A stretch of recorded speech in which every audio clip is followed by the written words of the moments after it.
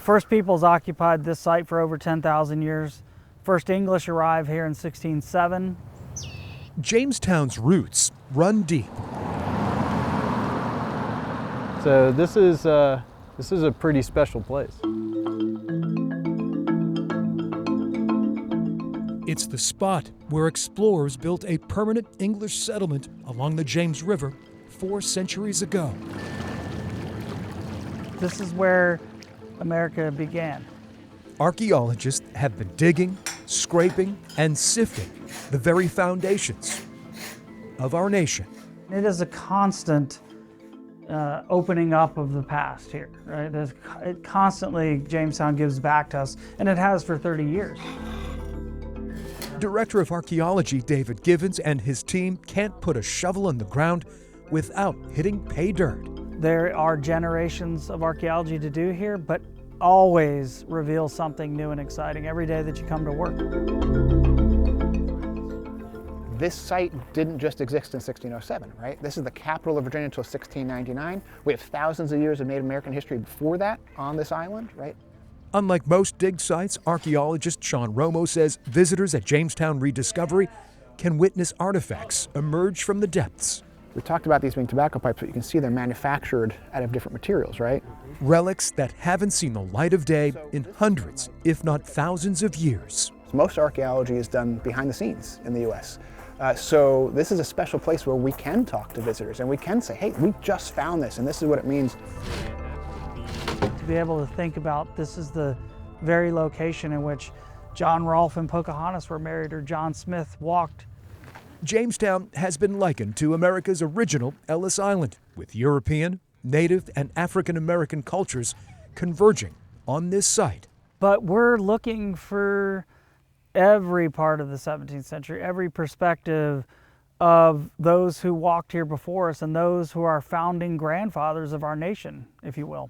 It is a shared history commemorated at the landmark owned by the nonprofit Preservation Virginia. We certainly are honored to try and disentangle and give those stories back to all of our communities, both locally, regionally, and nationally. But this 23-acre outdoor classroom is under serious threat from an uninvited guest who arrives more frequently and refuses to leave. Well, America's birthplace is being lost. Water is washing away our history. We're feeling the effects of climate change and sea level rise. In 28 years, Director of Collections at Jamestown Rediscovery Michael Lavin has watched flooding claim large swaths of once dry land. That we've seen 1.6 feet of sea level rise since the 1920s, which it's only getting worse and it's accelerating. Rising tides, storm waters that don't drain, and corrosive salt water are seeping into the site, destroying untold artifacts buried below. The frequency of these events used to be, once every 3 years. Now we're seeing them 5 to 6 times a year, which is it's just totally devastating. Flooding forces Jamestown Rediscovery to close. Many of the 200,000 annual visitors turned away, and excavation work halted. We live it, right? And we have been living with it. And that's one of the frustrating things. It keeps us from digging. The staff is sounding the alarm. If the issue is not addressed, a significant portion of Jamestown could be soaked in our lifetime. It's going to go underwater. There's no doubt about it. It's going to go underwater. We're at the verge of being tidal property right now. Michael Lavin believes new infrastructure like berms, pumps, and floodgates could thwart Mother Nature's relentless march. This is one of the clearest areas that you can see evidence of sea level rise. It's like, the expression trying to hold back the tides. It's almost impossible. Norfolk Southern is gifting Jamestown Rediscovery $1 million to help stem the tide, but the project will ultimately require $42 million to complete.